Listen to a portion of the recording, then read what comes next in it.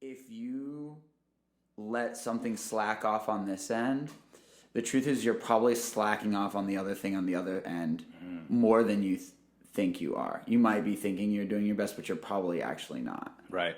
Because you're just like limiting yourself by not caring, by not going 100%. Yeah. Well, it trickles down.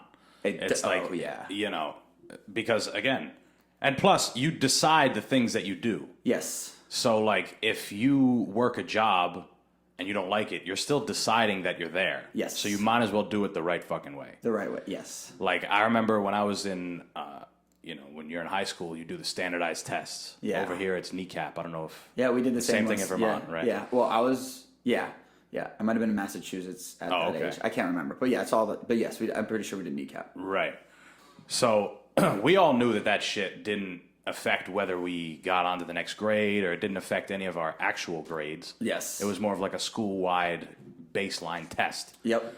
But my teachers would say the same thing. It's like, oh, this doesn't really matter. Try your best, but it's not a huge deal. Yeah. But in my mind, it's like, I mean, I'm signing my name on this thing. I kind of still want to do good. Yeah. Like, yeah. You know? No, and I think it's like, and it's exactly what you're just saying there. It's like, it's a mindset. Yeah. You know what I mean? Like when you just want to do good in everything you do, and that doesn't mean you're going to be the best at what you're doing, like comparative to other people, but you're doing the best you can at whatever it is. Sure. You know what I mean? And like, you know, pursuing and following all the way to the end, like that's how like good things are created. That's how good things come to be. That's how, yeah.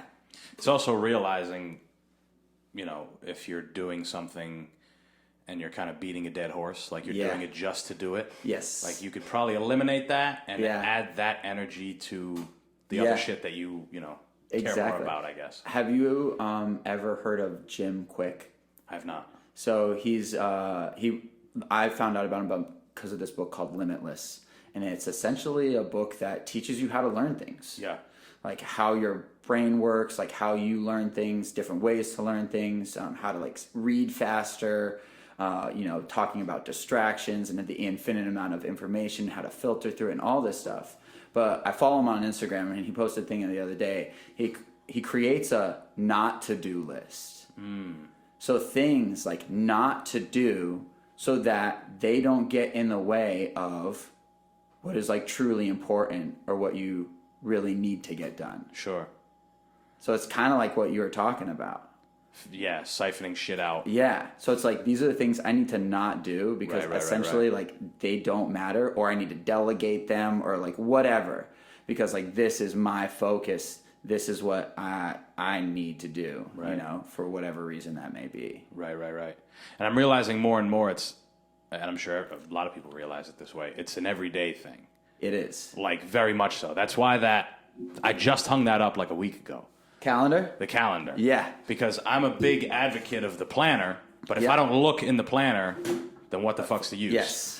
So in my mind, it's like, okay, let's go to the planner, then we'll go up to the board. So now I see it every goddamn day. Yeah. We are creatures of habit. Yes. For sure.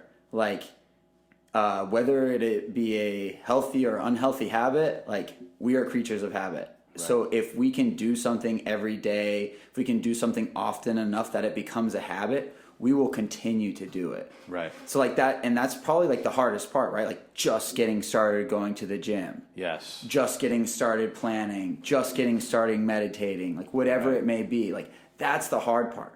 But once it becomes like a part of your routine, snowball effect. It becomes so much easier to do. And then that habit actually makes your life easier. Yes. Because you're not worrying about it. Yes, versus other habits that sometimes don't make our life easier. Sure. Talking yourself out of doing the shit that you're supposed to do. Yes. If there was, like, the amount of things that I would have gotten done, and the amount of time I would have had. Yes. Like, think about all the time that you've spent in your life just talking yourself out of doing something. Or overthinking something. Exactly. Essentially, like, wasted energy. Yeah. Wasted thought. Unnecessary anxiety. Sure. And sometimes it's hard to break that shit, especially where you come from, you know? Dude, it's the hard. I mean, for me, that's the hardest. I mean, I think that's always been my biggest struggle is like the internal battle. Sure. You know what I mean? Not getting in my own way. Right. not like self-sabotaging or like limiting belief. Yes. You know? That's a huge one. Oh, yeah. Limiting belief. Because we all come from certain places. Yes. So it's like, all right, I come from middle class working people. They want me to do a certain thing. I don't want to do it. Yeah. Like, you know, like we all get wrapped up in the idea of how we should live a life. Yes. But think about how many crazy lives people have lived. Yes. I always think of Hunter S. Thompson. Okay, hell yeah, with it. Like, that guy's a sicko. Sicko, yeah. But he had a life. Like, he lived a life, made money, did all the shit that you do at your job. Yeah. And he did that same thing the way that he wanted. The way that he wanted. Yeah. Yeah, he was a sicko. Probably like, you know, borderline did some unhealthy things for sure. 100%. But also like, I mean, my thing I always say is like, if you're not hurting anyone, like, who am I to judge? Like, Exactly. live your life, like whatever makes you happy, whatever, you know, helps you feel fulfilled, whatever.